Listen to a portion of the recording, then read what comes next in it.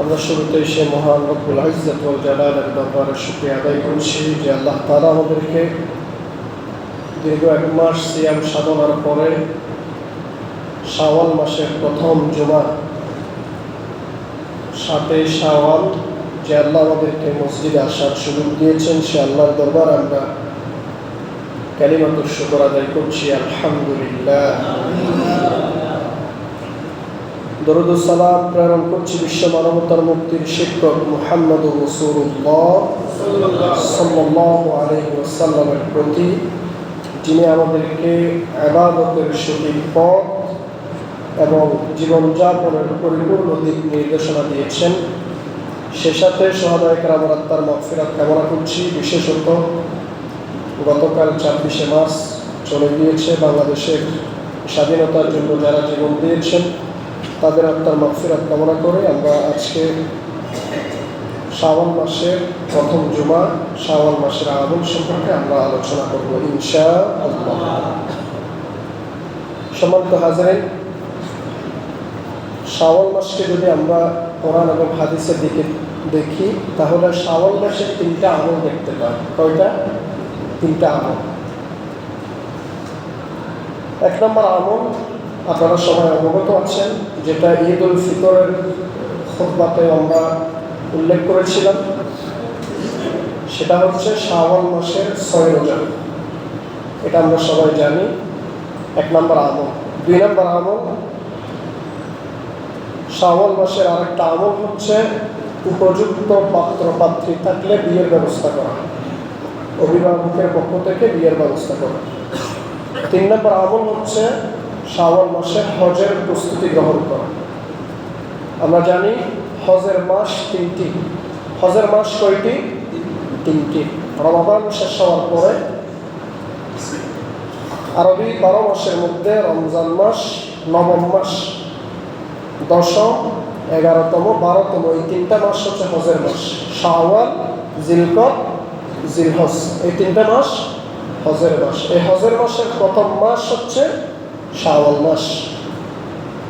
এজন্য হজের প্রস্তুতি গ্রহণ করা, এই 3টা হচ্ছে কোরআন এবং হাদিসের দিকে তাকালে আমরা শাওয়াল মাসের আমল পাই। আমি ধারাবাহিকভাবে 6 রোজা, এরপরে উপযুক্ত পাত্রপাত্রী থাকলে বিয়ের ব্যবস্থা করা, এরপরে হজের প্রস্তুতি গ্রহণ করা, এই বিষয়ে আলোকপাত করবো ইনশাআল্লাহ। আল্লাহ তাআলা আমাদেরকে আমলের নিয়তে, ইখলাসের নিয়তে কথাগুলো বলা এবং শোনার তৌফিক দান করুন, বলি আমিন। সম্মানিত হাজিরিন,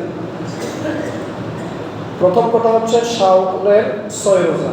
এই 6 রোজা সম্পর্কে আমি বিস্তারিত বেশি কথা বলবো না, কারণ গত বছর আমি এই শাওয়ালের 6 রোজা নিয়ে আমি একটি গবেষণামূলক একটি আলোচনা এখানে করেছিলাম, যে শাওয়ালের 6 রোজা রাখলে সারা বছর আপনার কিভাবে ইবাদত হয়, শাওয়ালের 6 রোজা রাখলে সারা বছর কিভাবে আল্লাহ আপনাকে রোজার সওয়াব দিবেন, এটা আমি বিস্তারিত আলোচনা করেছিলাম। আজকে শুধুমাত্র 1-2টি হাদিস দিয়ে আলোচনা শেষ করব। 1 নম্বর, সহিহ মুসলিমের 2648 নম্বর হাদিসের বর্ণনা, যে এই 6 রোজা রাখলে সারা বছর আল্লাহ তাআলা রোজার সওয়াব দিবেন। সুবহানাল্লাহ। عن أبي أيوب الأنصاري رضي الله عنه أنه حدث أن رسول الله صلى الله عليه وسلم قال: من صام رمضان ثم أتبعه 6 من شوال كان كصيام الدهر.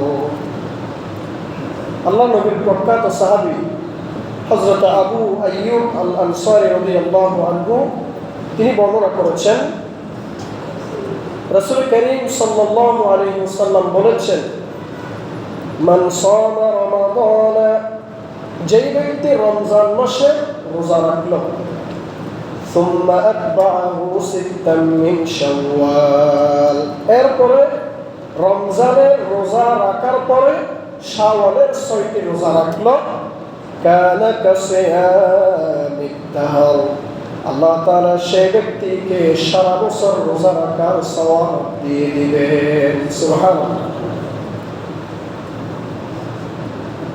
এটা হচ্ছে সহিহ হাদিস, সহিহ মুসলিমের 2648 নম্বর হাদিস।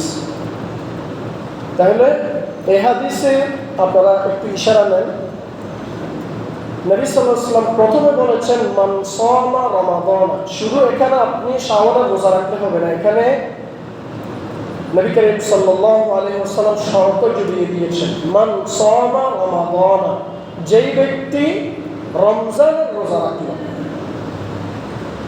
সুম্মা আতবাহু সিত্তান মিন শাওয়াল, এরপরে রমজানের রোজার পরে শাওয়ালের 6 রোজা রাখল। আচ্ছা, কেউ যদি রমজানের রোজা না রেখে শুধু শাওয়ালের 6 রোজা রাখলে তাহলে সারা বছরের সব কিসে পাবে? কারণ হাদিসে আছে প্রথমে মান সামা রমাদান, যেই ব্যক্তি রমজানের রোজা রাখল। তাহলে যারা রমজানের রোজা রাখে নাই তারা দুর্বল। এখন এর ভিতরে দুইটা দল আছে, একদল রোগের কারণে অথবা আমাদের মা বোনদের তাদের প্রাকৃতিক নিয়মের কারণেই তারা হয়তো রোজা রাখতে পারে নাই, আর কিছু ব্যক্তি সরাসরি এমনিতে রোজা রাখে নাই। যারা রোজা রাখে নাই ইচ্ছাকৃতভাবে, এটা তো সরাসরি তারা কুফরি করেছে। আর যারা রোগের কারণে রাখতে পারে নাই, এখন তাদের উচিত প্রথমে আগে ফরজ রোজাগুলো রাখবে, এরপরে শাওয়ালের 6 রোজা রাখবে।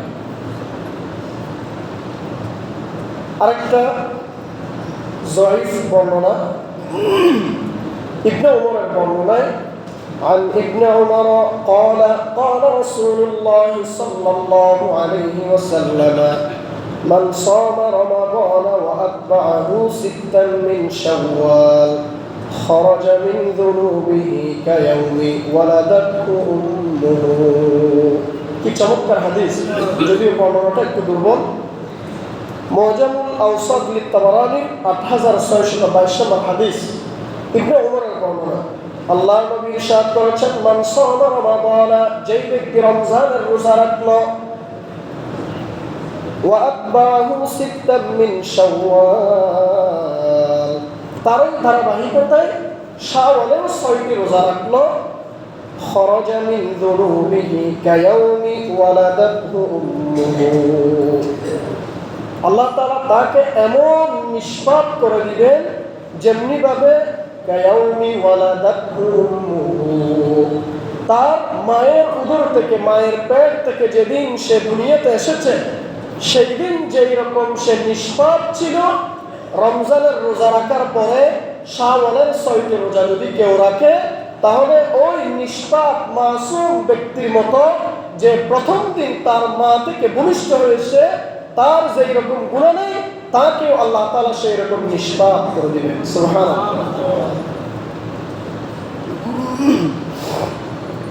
সম্মানিত হাজিরিন, এরপরে এই রোজাগুলো তাহলে আমরা কিভাবে রাখবো? প্রথম কথা হচ্ছে রোজা স্পেসিফিকলি রাখার কোনো নিয়ম নেই। ওই যে আপনার যা মন চায় তা, অর্থাৎ ধারাবাহিক মন চাইলেও আপনি রাখবেন, গ্যাপ দিয়ে মন চাইলেও রাখবেন, শেষ দিয়ে রাখলেও যেটাই আপনার ইচ্ছা সেভাবে। এক কথায় শাওয়ালের ভিতরে 6টি রোজা রাখলে হয়েছে, যে আগে রাখতে হবে না পরে রাখতে হবে, রাখলে ধারাবাহিক রাখতে হবে নাকি একটা একটা গ্যাপ দিয়ে রাখতে হবে, এইরকম কোনো প্রশ্নের সুযোগ নাই।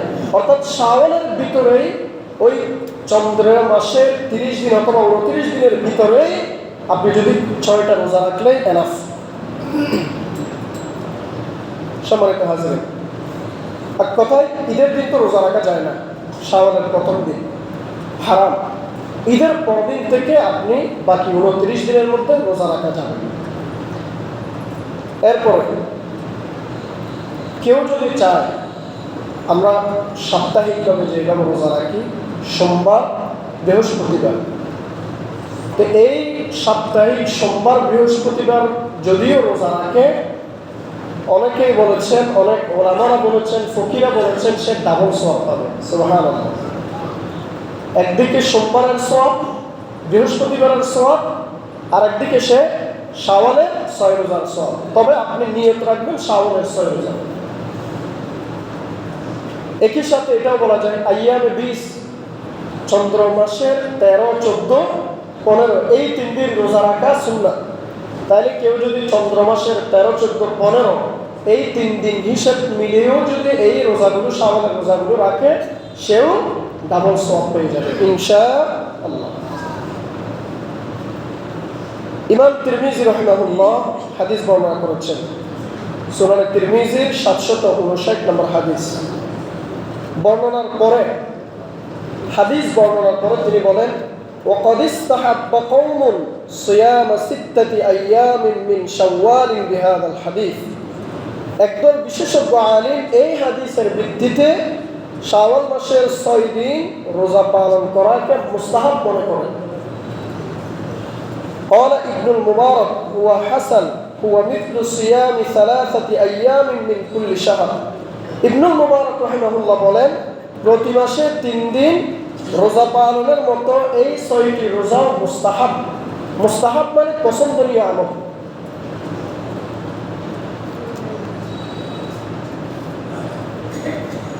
واختار ابن المبارك أن تكون 6 أيام في أول الشهر। তবে ইমাম ইবনুল মুবারক রাহিমাহুল্লাহ তিনি এই 6টি রোজা শাওয়াল মাসের শুরুর দিকে রাখাকে পছন্দ করতেন, বেশি ভালোবাসতেন। وقد روي عن المبارك أنه قال إن صام 6 أيام من شوال متفرقا فهو جائز। তবে শাওয়াল মাসের ভিন্ন ভিন্ন দিনের রোজা পালন করা জায়েজ আছে। তিরমিজির 759 নম্বর হাদিস বর্ণনার পর ইমাম তিরমিজি এইগুলো লিখেছেন। সম্মানিত হাজরিন, তাহলে আমি আপনাদেরকে এতক্ষণ পর্যন্ত যেটা বললাম সেটা হচ্ছে শাওয়ালের 6 রোজা। এই 6 রোজা মুস্তাহাব আমল, এই 6 রোজা নবী সাল্লাল্লাহু আলাইহি ওয়াসাল্লামের সুন্নাত আমল। রাসূল করিম সাল্লাল্লাহু আলাইহি ওয়াসাল্লাম এগুলো রাখতেন। তাহলে এগুলো রাখলে হাদিস থেকে আমি দুটো ফজিলতের কথা বলেছি। একটা ফজিলত, সারা বছর আপনি রোজা রাখার সওয়াব পেয়ে যাবেন। আরেকটা ফজিলত, মায়ের পেট থেকে যেদিন আপনি দুনিয়ায় এসেছেন সেই দিন যেরকম আপনি গুনাহমুক্ত ছিলেন, নিষ্পাপ ছিলেন, মাসুম ছিলেন, ঠিক একই রকম আল্লাহ তাআলা আপনাকে রমজানের রোজার পরে শাওয়ালের 6 রোজা রাখলে একই রকম নিষ্পাপ করে দেবেন। সুবহানাল্লাহ। তাহলে আমি সহ আল্লাহ তাআলা আমাদের সবাইকে এই 6 রোজা রাখার তৌফিক দান করুন, বলি আমিন। এরপরে আরেকটা হাদিস থেকে আমরা যেটা পাই সেটা হচ্ছে শুধুমাত্র আপনি জুমাবারে রোজা রাখাকে নবী সাল্লাল্লাহু আলাইহি ওয়াসাল্লাম অপছন্দনীয় করেছেন। নবী সাল্লাল্লাহু আলাইহি ওয়াসাল্লাম শুধুমাত্র আপনি অন্যদিন রোজা রাখেন না, শুধুমাত্র শুক্রবার জুমাবারে রোজা রাখেন, এটাকে নবী সাল্লাল্লাহু আলাইহি ওয়াসাল্লাম অপছন্দ করেছেন। তাই যদি আমরা জুমাবারে রোজা না রাখে অন্যদিন রাখলে ভালো, তবে জুমাবার শাওয়ালের রোজা রাখা যাবে, শাওয়ালের রোজা জুমাবারে রাখা যাবে, কিন্তু অন্যান্য দিন রাখতে পারলে আরো ভালো। এরপরে শাওয়ালের দ্বিতীয় আমল হচ্ছে বিবাহ। রাসূল করিম সাল্লাল্লাহু আলাইহি ওয়াসাল্লাম আম্মা জান হযরত আয়েশা রাদিয়াল্লাহু তাআলা আনহাকে এই মাসে বিয়ে করেছিলেন। সুবহানাল্লাহ। আচ্ছা, এই মাসে বিয়ে করলে কি সুন্নত হয়ে যায়? রাসূলুল্লাহ সাল্লাল্লাহু আলাইহি ওয়াসাল্লাম প্রতিদিনই তো অনেক আমল করেছেন, যে অনেক কোনো মাসে অনেক আমল করেছেন, সেগুলো কি সেই মাসের আমল বলা যাবে না? কিন্তু এটা কেন বললাম? কারণ আছে। কারণ হচ্ছে জাহেলিয়া যুগে শাওয়াল মাসে বিয়ে করাকে তারা অলক্ষণ মনে করত, কুলক্ষণ মনে করত। শাওয়াল মাসে বিয়ে করাকে তারা কুসংস্কার মনে করত। নাউজুবিল্লাহ বলেন। এই চরিত্রটা আমাদের দেশে এখনো পর্যন্ত আছে। আপনি অনেক সময় আপনি মুরব্বীদের থেকে এখন জিজ্ঞেস করলে বুঝতে পারবেন যে অনেকে বলবে যে এই মাসে তো বিয়ে করা যাবে না, এই সাদের পরে সাদ আসলে তারপরে বিয়ে করতে হবে, অথবা এখন আগ্রহ করলে আনা যাবে না, আগামী মাসে নিয়ে আসতে হবে। বিভিন্ন রকম কুসংস্কার, এগুলো জাহিলিয়াতের যুগে ছিল। সেজন্য নবী সাল্লাল্লাহু আলাইহি ওয়াসাল্লাম সেই কুসংস্কারকে ভেঙেছেন। তিনি নিজে আম্মা জান আয়েশা রাদিয়াল্লাহু তাআলা আনহাকে বিয়ের মাধ্যমে। সুবহানাল্লাহ। সহিহ মুসলিমের 3374 নম্বর হাদিস। عن عائشة قالت تزوجني رسول الله صلى الله عليه وسلم في شوال وبنى بي في شوال فأي نساء رسول الله صلى الله عليه وسلم كان أحظى عنده مني আয়েশা রাদিয়াল্লাহু তাআলা আনহা নিজে হাদিসটা বর্ণনা করেছেন রাসূল করিম সাল্লাল্লাহু আলাইহি ওয়াসাল্লাম ফি শাওয়াল তাজাওয়াজানি রাসূলুল্লাহ সাল্লাল্লাহু আলাইহি ওয়াসাল্লাম ফি শাওয়াল আমাকে আল্লাহর নবী শাওয়াল মাসে বিবাহ করেছেন সুবহানাল্লাহ ওয়াবানা বি ফি শাওয়াল এবং আমার সাথে প্রথম মিলিত হন সেটাও শাওয়াল মাসে। তো এটা কেন বলেছেন? কারণ আমরা জানি নবী সাল্লাল্লাহু আলাইহি ওয়াসাল্লাম আম্মা জান আয়েশা রাদিয়াল্লাহু তাআলা আনহাকে বিয়ে করেন কয় বছরে? 6 বছর বয়সে। তো 6 বছর বয়সে তার মিলিত হতে পারবে না। যখন মিলিত হয়েছেন তখনও ছিল শাওয়াল মাস। فأي نساء رسول الله صلى الله عليه وسلم كان أحظى عنده مني নবী সাল্লাল্লাহু আলাইহি ওয়াসাল্লামের কোন স্ত্রী তিনি বলছেন আল্লাহর নবীর আর কোন স্ত্রী তার নিকট আল্লাহর নবীর নিকট কি আমার মতো আমার চেয়ে অধিক প্রিয় কি ছিল না। অর্থাৎ আমাকে শাওয়াল মাসে বিয়ে করেছেন। এই যে শাওয়াল মাসে বিয়ে করা সুন্নাত এই হাদিস থেকে প্রমাণিত। কারণ এর আগে প্রেক্ষাপট জানতে হবে ওই মাসে বিয়ে করাটা কি ছিল? কুসংস্কার। জাহেলিয়াতের যুগে কি ছিল? কুসংস্কার। নবী সাল্লাল্লাহু আলাইহি ওয়াসাল্লাম সেই কুসংস্কারকে ভেঙেছেন এই হাদিস দ্বারা। শাওয়াল মাসে বিয়ে করা বরকতময়, সৌভাগ্যময়। সহিহ মুসলিমের 3374 নম্বর হাদিসের শেষ অংশে আয়েশা রাদিয়াল্লাহু তাআলা আনহা বলেন ক্বালা ওয়া কানাত আয়েশা তাস্তাহিব্বু আন তুদখিলা নিসাআহা ফি শাওয়াল। আয়েশা রাদিয়াল্লাহু তাআলা আনহা তার বংশের মেয়েদের শাওয়াল মাসে বিয়ে করে বাসর ঘরে পাঠানোকে উত্তম মনে করতেন। সুবহানাল্লাহ। বিয়ের পরে বাসরও এই শাওয়াল মাসে হওয়াকে আয়েশা রাদিয়াল্লাহু তাআলা আনহা তার বংশের মেয়েদের এই মাসে বাসর হওয়াকে কি করতেন? পছন্দ করতেন, ভালোবাসতেন। এই হাদিসের ব্যাখ্যা ইমাম নববী রাহিমাহুল্লাহ শরহ সহিহ মুসলিমের ব্যাখ্যা গ্রন্থ যেটা ইমাম নববী রাহিমাহুল্লাহ বলেছেন সেটার নবম খণ্ডের 209 নম্বর পৃষ্ঠায় লিখেছেন ফিহি ইস্তিহবাবুত তাজওয়িজি ওয়াত তাজাওউজি ওয়াদ দুখুলি ফি শাওয়াল। শাওয়াল মাসে বিবাহ বন্ধন করা, বিবাহ সম্পাদন করা, দাম্পত্য জীবন শুরু করা সুন্নাত এই হাদিস থেকে প্রমাণিত হয়। ওয়াকাদ নাসসা আসহাবুনা আলা ইস্তিহবাবি যে শাফি মাযহাবের ফকিহগণ এটাকে মুস্তাহাব বলেছেন, পছন্দনীয় আমল বলেছেন। ওয়াস্তাদাল্লু বিহাদাল হাদিস এবং তারা এই হাদিসকে দলিল হিসেবে গ্রহণ করেছেন। ওয়াকাসাদাত আয়েশা বিহাদাল কালাম رد ما كانت الجاهلية عليها সাইয়্যিদা হযরত আয়েশা রাদিয়াল্লাহু তাআলা আনহা এই বক্তব্যের মাধ্যমে জাহেলি যুগের সেই ধারণাকে কুসংস্কারকে খণ্ডন করতে চেয়েছেন। ওয়ামা ইয়াতাখায়্যালুহু বাদুল আওয়ামিল ইয়াওমা মিন কারাহাতি তাযাওউজি ওয়াত তাজওয়ীজি ওয়াদ দুখুলি ফি শাওয়াল। সেজন্য যা কিছু মানুষ আজও কল্পনা করে কুসংস্কার মনে করে সেটাকে তিনি ভেঙে দিয়ে বলতে চেয়েছেন শাওয়াল মাসে বিবাহ বন্ধন করা, দাম্পত্য জীবন শুরু করা, কুলক্ষণ মনে করা এটা সম্পূর্ণ ভিত্তিহীন। ওয়াহাদা বাতিলুন লা আসলা লাহু। ওয়াহাদা বাতিল, এটা ভিত্তিহীন, লা আসলা লাহু, এটার কোনো প্রমাণ নেই। ইমাম নববী বলেন ওয়াহাদা বাতিলুন, এটা ভিত্তিহীন, লা আসলা লাহু, তার কোনো প্রমাণ নেই। ওয়া হুয়া মিন আসারিল জাহিলিয়া, এটা শুধুমাত্র জাহেলি যুগের একটি কুসংস্কার প্রভাব মাত্র। জাহেলি যুগের কুসংস্কার ছাড়া আর কিছুই নয়। সম্মানিত হাজির, তাহলে এই হাদিসে আমরা কি বুঝলাম? যে ব্যাখ্যা থেকে আমরা কি বুঝলাম? বরং মুস্তাহাব মনে করতেন ওলামারা এই মাসে বিবাহ বন্ধনে আবদ্ধ হওয়া। এরপরে আমরা অনেকেই মনে করি যে আমি এখনো সামর্থ্যবান হই নাই, টাকা পয়সা ওরকম নাই, এই জন্য বিয়ে করি না। যদি টাকা পয়সার যদি হিসাব করেন, গরিব মনে করে যদি আপনি বিয়ে না করেন তাহলে তাদের উদ্দেশ্যে সূরাতুন নূরের 32 নম্বর আয়াত আল্লাহ তাআলা বলছেন ইয়াকুনু ফুকারা ইউনিহিমুল্লাহু মিন ফাদলিহি ওয়াল্লাহু ওয়াসিউন আলীম।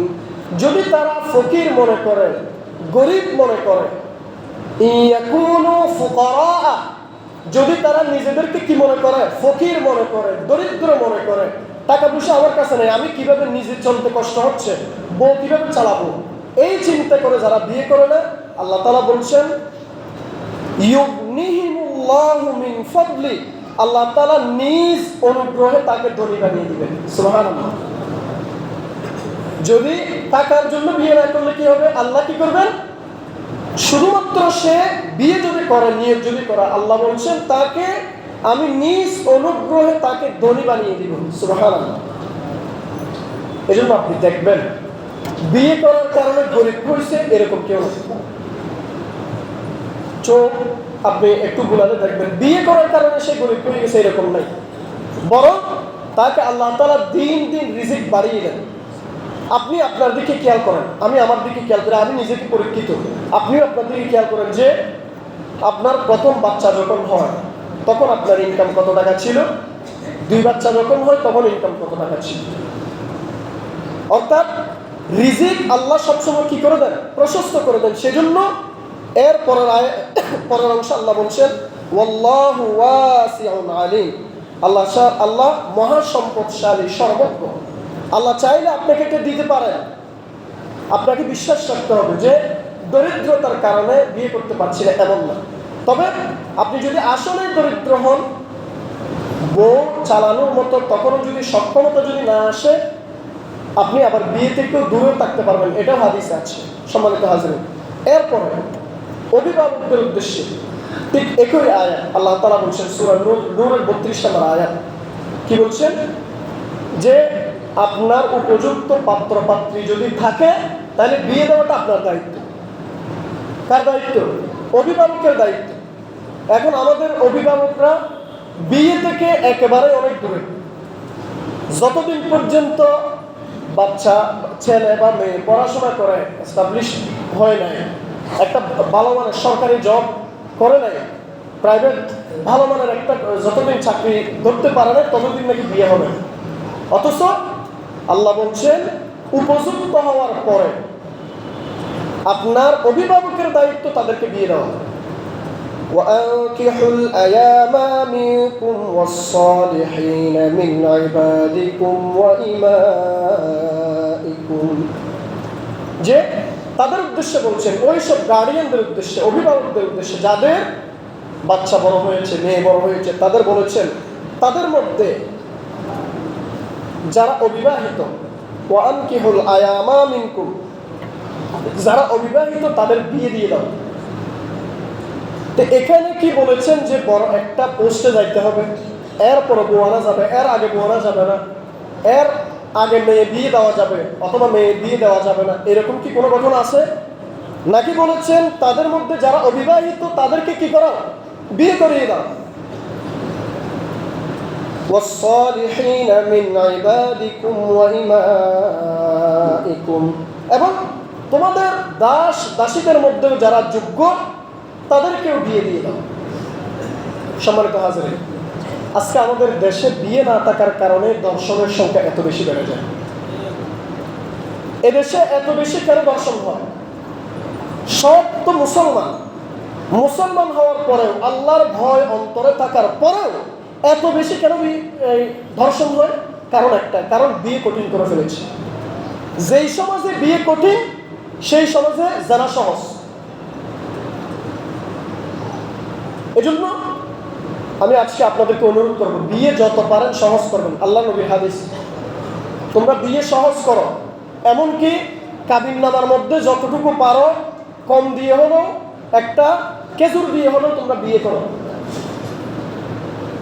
যেই সমাজে বিয়ে কঠিন হয়ে যাবে, এখন 10 লাখ টাকা মহারণা আমি কিভাবে দিব, 20 লাখ টাকা মহারণা আমি কিভাবে দিব, আমি একটা স্কুলে চাকরি করি, মাদ্রাসায় চাকরি করি, আমার বেতন 20-30 হাজার টাকা, একটা জব করি, আমার ছোট্ট একটা ব্যবসা প্রতিষ্ঠান, 20-30 হাজার টাকা। এখন তারা আপনি জোরাজুরি করে আপনি বলতেছেন তারা কি দিতে হবে, 30 লাখ টাকা মহারণা দিতে হবে, 20 লাখ টাকা মহারণা দিতে হবে, তো সেই ব্যক্তি তার বিয়ে করতে পারবে না। এই যে আপনি বিয়েকে তখন কি করেছেন, কঠিন করেছেন, তখনই আপনার জানা হচ্ছে। আরেকটা কথা মনে রাখবেন, উপযুক্ত পাত্র পাত্রী থাকার পর আপনি যদি বিয়ে না করেন, বিয়ে যদি না দেন, কোনো অভিভাবক যদি বিয়ে না দেন, এটা অভিভাবকের দায়িত্ব। অভিভাবক যদি বিয়ে না দেয়, ওই উপযুক্ত পাত্র পাত্রী যা জেনা করবে এর পরে তার ভাগিদার তার মা বাবা হবে। নাউজুবিল্লাহ বলেন না।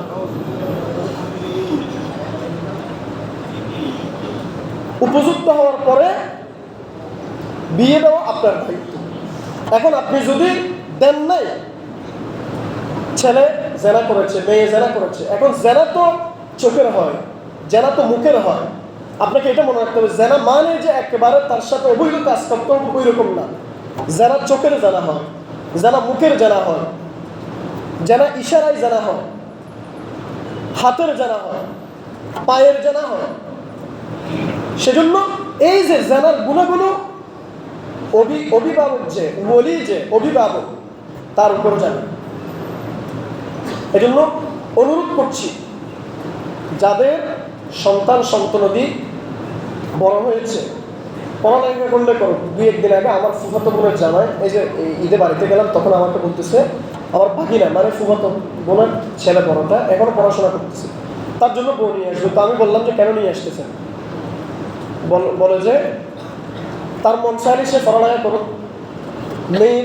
মেয়েকে আর তারা একটা বাসা নিয়ে দিয়ে দিব শহরে, আমি তো টাকা দিচ্ছি, সে মাসে মাসে টাকা খরচ করে পড়ালেখা করবে, কিন্তু অন্তত সে জেনা করার তো আর সুযোগ খুঁজছে না। তার জেনা করার কোনো সুযোগ আছে? নবী সাল্লাল্লাহু আলাইহি ওয়াসাল্লামের হাদিস, নবী সাল্লাল্লাহু আলাইহি ওয়াসাল্লাম বলছেন, তোমাদের স্ত্রীদের, এটা যেহেতু হাদিসের বাংলা সেজন্য বলছি, হাদিসে বলা হচ্ছে তোমাদের স্ত্রীদের জনিপথের মধ্যেও সাদাকা আছে। সাদাকা কি? সাহাবারা জিজ্ঞেস করলেন, ইয়া রাসূলুল্লাহ, স্ত্রীদের জনিপথে কিভাবে সাদাকা হয়? বলেছে, তুমি যদি তোমার স্ত্রীর সাথে মেলামেশা করো, জনিপথে মেলামেশা করলে সেটা সাদাকার সওয়াব পাবে। কেন সাদাকার সওয়াব পাবে? সাহাবারা আবার প্রশ্ন করলেন। নবী সাল্লাল্লাহু আলাইহি ওয়াসাল্লাম তখন বললেন, সাহাবাদেরকে বললেন, আচ্ছা তোমরা বলো, যদি সেটা বৈধ পন্থায় না হয়ে, অর্থাৎ স্ত্রী না হয়ে অবৈধভাবে সে যদি ওই কাজটা করে, তার গুনাহ হবে কিনা? সাহাবারা বললেন, ইয়া রাসূলুল্লাহ, অবশ্যই তার গুনাহ হবে। যদি তার গুনাহ হয়, সে বৈধ পন্থায় করার পরে কেন সাদাকা হবে না? নবী সাল্লাল্লাহু আলাইহি ওয়াসাল্লাম তাদেরকে শিক্ষা দিচ্ছেন। সুবহানাল্লাহ। তো ইসলাম কত চমৎকার দেখেন, কিন্তু আমরা কঠিন করে ফেললাম যে আপনি এত লাখ টাকা না দিলে বিয়ে হচ্ছে না, আবার বিয়ে হওয়ার পরে এত 500-1000 বৈরাত না হলে বিয়ে হবে না, আবার শুধু বৈরাত তো হবে না, বড় বড় এই চিংড়ি মাছ, ইসা মাছ না হলে আবার বিয়ে হবে না। বাঁশখালীতে ইসে মাছ দেয় নাই, এই জন্য ওখানে মারামারি দিয়ে ফেলছে, বিয়ে ভেঙে গেছে। কখন? ওই যে বিয়ের আসরে বিয়ে ভেঙে গেছে ওটার কারণে। আর এগুলো উস্কে দেখে জানেন সমাজের কিছু কিছু মুরব্বী, এটা প্রত্যেক সারা বাংলাদেশে কি কিছু কিছু মুরব্বী এসে বলবে যে আমার ছেলেকে তো ওইরকম দিয়েছে, আমার ছেলেকে ফ্রিজ দিয়েছে, আমার ছেলেকে এই যে এইগুলো দিয়েছে, এই সম্পদগুলো দিয়েছে, তোমার ছেলেকে কি দিচ্ছে? ওই যে তার ভিতরে একটা কুমন্ত্রণা ঢুকিয়ে দিচ্ছে। আমার ছেলেকে আমি 1000 খাওয়াইছি, 2000 খাওয়াইছি, তুমি কি আমার চেয়ে গরিব? তোমার ছেলেকে আমার ছেলের চেয়ে কম, আরো বেশি খাওয়াইতে হবে। তারপরে দুলাভাই আসবে, আমার একমাত্র শালা, না খাইলে কেমনে হয়? এই যে ফতোয়া দেখেন, ফতোয়া আমার একমাত্র শালা, না খাইলে কেমনে হয়? আর খাবো না, তুই জীবন আর খাবো না, একবার খাই, মানে একবার হারাম খাওয়া যায়। এই যে আজকে এইভাবে নতুন নতুন ফতোয়া বের করে বিয়েকে কঠিন করেছেন, সমাজে এখন অনেক মানুষ আপনি দেখবেন এখন বিয়ে করতে পারতেছে না, শুধু এই কারণে। আমি নিজের সাক্ষী, আমার এক বন্ধু, বিশ্ববিদ্যালয়ের এক বন্ধু, সে পরিবারের সাথে অনেকদিন শুধু ঝগড়া চাকরি করছে এই কারণে যে পরিবার বলতেছে তোমারা কি করতে হবে, এই খাওয়াইতে হবে, এই নিতে হবে। সে বলছে যে আমি খেজুর দিয়ে বিয়ে করবো, ওয়ালিমা করাই বিয়ে করব, আমি এই যে যৌতুক এগুলো আমি নিব না। এখন তার মা বোন, তারপরে বড় ভাই, এই যে এদের কথা হচ্ছে নিতে হবে। বড় ভাই আসছে, তুমি যদি এখন না নাও সমাজে আমাকে খারাপ বলবে, কারণ আমি তো নিছি। এই দেখেন এখন তারটা তোর ছোট ভাই এর উপরে চালাই দিচ্ছি। এখন আমার আসি বলতেছে ভাই কি করবো? আমি বললাম যে তুমি আজ থাকা থাকো, তুমি শক্ত থাকো, তাহলে একদিন না একদিন তারা মেনে নিবে। যাই হোক, এইরকম শত শত পরিবারের ঘটনা এগুলো। আপনারা কি রাগ করতেছেন? রাগ করতেছেন মনে হয় না? সবার চেহারা অন্ধকার হয়ে যাচ্ছে। এগুলো চেহারা অন্ধকার করানোর কারণে এগুলো বাংলাদেশের এগুলা, এই যে আমাদের শরীরের যেমন রোগ হয় কিনা, শরীরের রোগ হয়, ব্যাধি হয়, এগুলো সমাজের ব্যাধি, যৌতুক সমাজের ব্যাধি। আজকে বিয়ে যত আপনি সহজ করবেন যারা তত দূরে চলে যাবে, কিন্তু বিয়েকে কঠিন করার কারণে যারা এত সহজে হচ্ছে। আপনি খেয়াল করে দেখেন, সমাজে কেউ যদি একজন ছেলে মেয়ে অবৈধ সম্পর্ক করে, তারা নিয়ে তেমন আলোচনা হয় না, কিন্তু কেউ যদি বৈরাত না নিয়ে কাউকে কিছু না খাওয়াইয়ে যদি বিয়ে করে, তারা নিয়ে সমালোচনার কোনো শেষ নেই। কিন্তু তার পরিবারে তার ছেলে মেয়ে যে অবৈধ সম্পর্কে হারাম রিলেশনে জড়িত আছে, তার কোনো মাথা ব্যথা নেই। ঠিক কিনা বলেন? তার কোনো মাথা ব্যথাই নেই। তার মেয়ে বিশ্ববিদ্যালয়ে কি করতেছে, তার ছেলে কি করতেছে বিশ্ববিদ্যালয়ে, কোনো মাথা ব্যথাই নেই। তার টেনশন অমুক কেন আমার দাওয়াত দেয় না, অমুক কেন বিয়েতে কেন সোনালী মুরগি দেয় না, গরু গোস্ত কেন দেয় না, মাছ কেন এত রকম আইটেম দেয় না, এগুলো নিয়ে টেনশন। অথচ তার ছেলে মেয়ে হারাম রিলেশনে জড়িত। এগুলোকে আমি বানিয়ে বলছি। আমি এটা গুরুত্ব দিয়ে বলার কারণ হচ্ছে ফিরে আসি। আমি এখানে যারা আমাকে দাওয়াত দিয়েছেন প্রমাণ আছেন।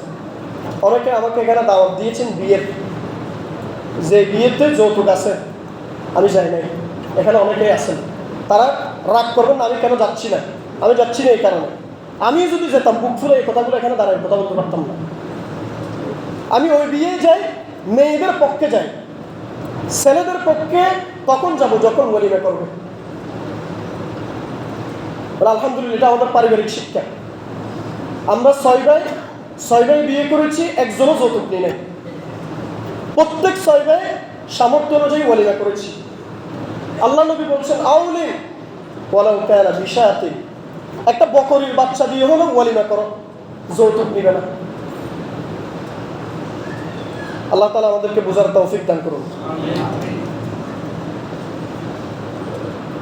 সম্মানিত হাজিরিন, সূরাতুর রুমের 21 নম্বর আয়াত আল্লাহ বলছেন وَمِنْ آيَاتِهِ أَنْ خَلَقَ لَكُم مِّنْ أَنفُسِكُمْ أَزْوَاجًا لِتَسْكُنُوا إِلَيْهَا وَجَعَلَ بَيْنَكُم مَّوَدَّةً وَرَحْمَةً। আল্লাহ তাআলার নিদর্শনাবলীর মধ্যে নিদর্শন হচ্ছে তিনি তোমাদের জন্য তোমাদের মধ্য থেকে তোমাদের সঙ্গীকে সৃষ্টি করেছেন। সুবহানাল্লাহ। আদম আলাইহিস সালাম থেকে হাওয়া আলাইহিস সালামকে সৃষ্টি করেছেন, এটাই ইশারা দিচ্ছে। লিতাসকুনু ইলাইহা ওয়া জাআলা বাইনাকুম মাওয়াদ্দাতাও ওয়া রাহমা। কেন? লিতাসকুনু ইলাইহা, যাতে তোমরা তাদের কাছে প্রশান্তি লাভ করো, যাতে তোমরা তাদের কাছে প্রশান্তি লাভ করো, স্ত্রীর কাছে গিয়ে যেন প্রশান্তি লাভ করো। ওয়া জাআলা বাইনাকুম মাওয়াদ্দাতাও ওয়া রাহমা, তিনি তোমাদের মধ্যে পারস্পরিক ভালোবাসা, আন্তরিকতা, মায়া, মোহাব্বত, দয়া সৃষ্টি করেছে। এই যে আপনার কাছে আপনার স্ত্রী বেশি প্রিয়, কেন? ওই যে এটা আল্লাহ তাআলা সৃষ্টি করেছেন। আপনাদের দুইজনের মধ্যে অপরিচিত, যার সাথে আপনার কোনো সম্পর্কই ছিল না, কোনোদিন দেখেন নাই, বিয়ের পরে সে আপনার সবচেয়ে বেশি প্রিয়, কারণ এই সম্পর্কগুলো তৈরি করেছেন কে? আল্লাহ। এই সম্পর্কটা যদি বিয়ে ছাড়া হারাম রিলেশনে কখনো হয় না। সম্মানিত হাজির, এই জন্য আল্লাহ নবীর হাদিস, দুইজনের মধ্যে আন্তরিকতা, ভালোবাসা, মায়া মোহাব্বত বাড়ানোর জন্য বিয়ের কোনো বিকল্প নাই। সুনান ইবনে মাজাহ 1847 নম্বর হাদিস, عن ابن عباس قال قال رسول الله صلى الله عليه وسلم لم نر للمتحابين مثل النكاح। রাসূল করিম সাল্লাল্লাহু আলাইহি ওয়াসাল্লাম ইরশাদ করেছেন, দুইজনের পারস্পরিক ভালোবাসা স্থাপনের জন্য বিয়ের কোনো বিকল্প নেই। লাম নারা লিল মুতাহাব্বাইনি মিসলান নিকাহ, বিয়ের কোনো বিকল্প নেই ভালোবাসা স্থাপনের জন্য। এরপর আপনি মনে রাখবেন দুনিয়াতে আপনার অনেক কিছু নেই অথবা অনেক কিছু আছে, এই সব কিছুর মধ্যে উত্তম নিয়ামত হচ্ছে নেককার স্ত্রী। উত্তম নিয়ামত কি? নেককার স্ত্রী। عن عبد الله بن عمر أن رسول الله صلى الله عليه وسلم قال إنما الدنيا متاع وليس من متاع الدنيا شيء أفضل من المرأة الصالحة। আব্দুল্লাহ ইবনে আমর রাদিয়াল্লাহু আনহু বর্ণনা করেন, আল্লাহ নবী বলেন, গোটা দুনিয়াই হলো ভোগ্য সামগ্রী, ভোগ্য বস্তু।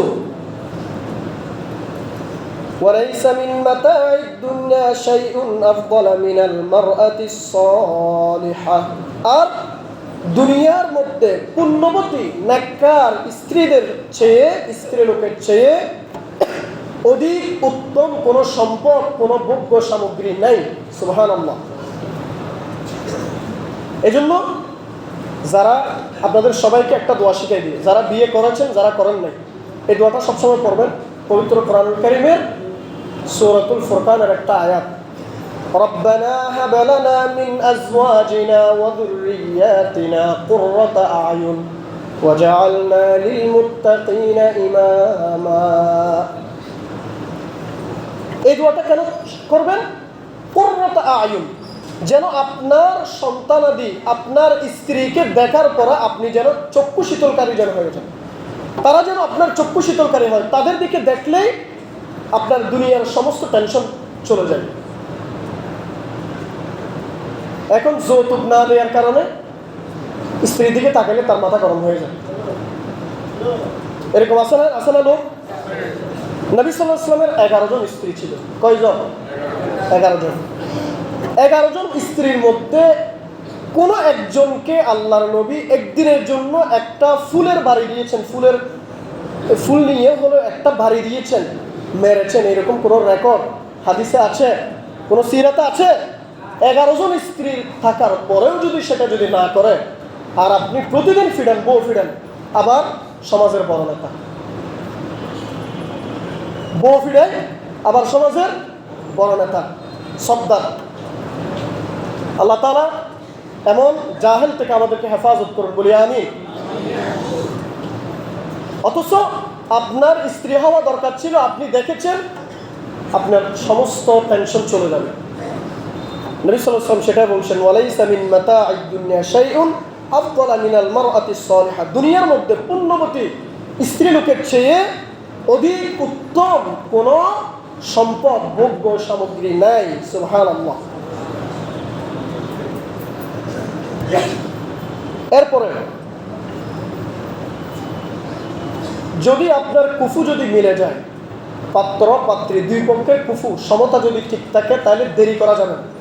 বিয়েতে দেরি না করার জন্য নবী সাল্লাল্লাহু আলাইহি ওয়াসাল্লাম বলেছেন, তিরমিজির 1085 নম্বর হাদিস, عن أبي حاتم المزاني قال قال رسول الله صلى الله عليه وسلم إذا جاءكم من ترضون دينه وخلقه فأنكحوه إلا تفعلوا تكن فتنة في الأرض فساد। আবু হাতিম আল মুনাজি রাদিয়াল্লাহু আনহু থেকে বর্ণিত, তিনি বলেন, নবী সাল্লাল্লাহু আলাইহি ওয়াসাল্লাম ইরশাদ করেছেন, ইযা জাআকুম মান তারদাউনা দীনাহু ওয়া খুলুকাহু, দুটো বিষয় বলেছেন। যেই লোকের দ্বীনদারি, যেই লোকের উত্তম চরিত্র, নৈতিক চরিত্র, যেই লোকের দ্বীনদারি আছে, যেই লোকের নৈতিক চরিত্র দ্বারা মান তারদাউনা, কেউ যদি সন্তুষ্ট হয়, তাহলে তোমার নিকট ইযা জাআকুম, সে যদি আসে, অর্থাৎ বিয়ের প্রস্তাব নিয়ে যদি আসে, ইল্লা তাফআলু ফাআনকিহুহু, তাহলে অবশ্যই তার সাথে বিয়ে দিয়ে দাও, পাত্রীর বিয়ে দিয়ে দাও। আপনার পরিবারে একটা ঘর পাঠিয়ে একটা ছেলে বিয়ের প্রস্তাব দিয়েছেন, তার দ্বীনদারিত্ব আছে, তার উত্তম চরিত্র আছে, নৈতিক চরিত্র আছে, এই দুইটা জিনিস যদি থাকে, ফাআনকিহুহু, তাহলে তুমি তার সাথে বিয়ে দিয়ে দাও। ইল্লা তাফআলু তাকুন ফিতনাতুন ফিল আরদি ওয়া ফাসাদ, তা না করলে পৃথিবীতে ফিতনা ফাসাদ ছড়িয়ে পড়বে। একেবারে হুবহু দেখেন, কেউ যদি আপনাকে প্রস্তাব দিয়েছে, উত্তম চরিত্রও আছে, দিনদারিত্বও আছে, কিন্তু তার টাকা পয়সা কম বা অন্য কোনো কারণে আমি বললাম যে বিয়ে দিব না, তোমার সাথে বিয়ে দিব না, নিজেকে অহংকার, আমার মেয়ে কি তোমার সাথে যায়, আমার মেয়ে আরও অনেক উপরে, এই সেই করে, অথচ তার উত্তম চরিত্রও আছে, দিনদারিত্বও আছে, বিয়ে দেন নাই। সারা পৃথিবীতে এখন ফিতনা ফাসাদ অর্থাৎ এই যে জেনা ব্যভিচার এগুলো ছড়িয়ে পড়ছে। নবী সাল্লাল্লাহু আলাইহি ওয়াসাল্লামের একেবারে হাদিস পুঙ্খানুপুঙ্খ দেখা যাচ্ছে, মিলে যাচ্ছে। ক্বালু ইয়া রাসূলুল্লাহ ওয়া ইন কানা ফি, দেখেন সাহাবারা প্রশ্ন করলেন, ইয়া রাসূলুল্লাহ, তার যদি অন্য কোনো ত্রুটি থাকলেও, তার অন্য কোনো ভুল আছে, ধরেন তার বাবা বিয়ে দুইটা করেছে, এখন অপরাধ তো তার না, তার বাবা বিয়ে দুইটা করেছে, কিন্তু সে উত্তম চরিত্রের অধিকারী আপনি জানেন, সে দিনদারিত্বের অধিকারী আপনি জানেন, কিন্তু বাবা বিয়ে দুইটা করেছে, এখন আপনি ওটাকে ভুল করেছেন। নবী সাল্লাল্লাহু আলাইহি ওয়াসাল্লাম হাদিস সাহাবারা বলছেন, ইয়া রাসূলুল্লাহ, তার যদি অন্য কোনো ভুলও যদি থাকে, আমি একটা উদাহরণ দিলাম আর কি, বিয়ে দুইটা করেছে বলে, বিয়ে করাটা অপরাধ না, যদি বললাম যে আমাদের সমাজে এগুলো নেগেটিভ আকারে দেখে, ইযা জাআকুম মান তারদাউনা দীনা ওয়া খুলুকাহু ফাআনকিহু সালাসা মাররাত, এবং নবী সাল্লাল্লাহু আলাইহি ওয়াসাল্লাম তিনবার বলেছেন। ওই কথা সাহাবারা যখন বললেন, ইয়া রাসূলুল্লাহ, তার যদি কোনো ভুল ত্রুটি থাকে, নবী সাল্লাল্লাহু আলাইহি ওয়াসাল্লাম তখন আরও তিনবার বললেন, তার যদি দিনদারিত্ব থাকে, তার যদি উত্তম চরিত্র থাকে, তার সাথে বিয়ে দাও, তার যদি উত্তম চরিত্র থাকে, দিনদারিত্ব থাকে, তার সাথে বিয়ে দাও, তার যদি উত্তম চরিত্র থাকে, তার যদি দিনদারিত্ব থাকে, তার সাথে বিয়ে দাও, এরকম তিনবার বলেছেন। সুবহানাল্লাহ। তার মানে তিনবার বলার উদ্দেশ্য কি, জোর দিয়েছেন ওইসব ভুল কোনো ভুল না, যদি উত্তম চরিত্র থাকে, দিনদারিত্ব যদি থাকে, পাঁচ ওয়াক্ত নামাজ যদি সেই ব্যক্তি যদি পড়ে, তাহলে তার সাথে বিয়ে দাও। তাহলে এই যে বললাম, আমাদের এগুলো যত আপনি সহজে দেখবেন, বিয়ে যত সহজ করবেন, তত আল্লাহ বারাকা দিবেন। দেখবেন যে আপনি বিয়ে দেওয়ার পরে তাদের ঘরে যদি সহজ করে যদি বিয়ে দেন, তাদের ঘরে আল্লাহ তাআলা এমন নেককার সন্তান দিবেন, যাদের মাধ্যমে নানা বাড়ির অর্থাৎ আপনারও কি হয়, আল্লাহ তাআলা আপনার সম্মান বৃদ্ধি করে দিবেন। এইরকম আপনি ওখান থেকে ফল পাবেন। কিন্তু আপনি হাজার কোটি টাকা, এত কোটি টাকা, এত লাখ টাকা, এত লাখ এক টাকা স্টাইল করা, আবার এখন 50 লাখ এক টাকা মহারণা স্টাইল, ফ্যাশন, এগুলো ফ্যাশন করে ফেলছেন। এই যে এইরকম করে মহারণা নির্ধারণ করে আপনি উচ্চ মুনাফার জন্য আপনি এরকম করে বিয়ে দিবেন, দেখবেন যে ওখানে ছেলে সন্তান মেয়ে সন্তান হয়েছে ঠিক আছে, কিন্তু তারা চোর ডাকাত বাপ্পা এইরকম আল্লাহ তাআলা সেখানে হয়তো তৈরি করে দিবেন, কারণ আপনার নিয়ত ঠিক ছিল না। এই জন্য বিয়ে সহজ করবেন। আর একটা হাদিস বলেই শেষ করছি, তিরমিজির 1655 নম্বর হাদিস, আন আবি হুরায়রা قال قال رسول الله صلى الله عليه وسلم ثلاثة حق على الله عونهم المجاهد في سبيل الله والمكاتب الذي يريد الأداء والناكح الذي يريد العفاف।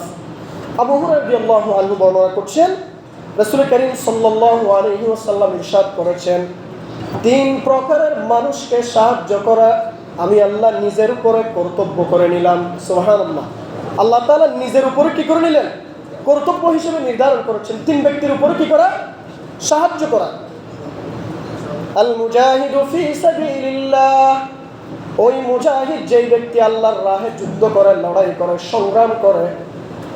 দুই নাম্বার, ওয়াল মুকাতাবুল্লাযী ইউরিদুল আদা, ওই মুকাতাব গোলাম যে চুক্তির অর্থ পরিশোধের ইচ্ছা করে, অর্থাৎ গোলাম এমন গোলাম যেই গোলাম সে আজাদ হওয়ার জন্য তার ওই টাকাগুলো মালিকের কাছে পরিশোধ করার জন্য ইচ্ছা পোষণ করে, আল্লাহ তাআলা তাকে সাহায্য সহযোগিতা করার নিজের উপরে কর্তব্য করে নিয়েছেন। আরেক ধরনের মানুষ যাদের উপর আল্লাহ কর্তব্য করেছেন, নিজের উপরে কর্তব্য করা, সাহায্য করাটা নিজের উপর ওয়াজিব করে নিয়েছেন, সেটা হচ্ছে ওয়ান্নাকিহুল্লাযী ইউরিদুল আফাফ, যে বিয়ের মাধ্যমে সুন্দর একটা জীবন যাপন করতে চায়, কিন্তু তার শক্তি সামর্থ্য নেই, কিন্তু বিয়ের মাধ্যমে সে অন্তর থেকে চায় আমি একটা বিয়ে করি, সুন্দর জীবন যাপন করি, আল্লাহ তাকে সাহায্য সহযোগিতা করা নিজের উপরে কর্তব্য হিসেবে করে নিয়েছেন। সুবহানাল্লাহ। আল্লাহ তাআলা আমাদের সবাইকে আমল করার তৌফিক দান করুন।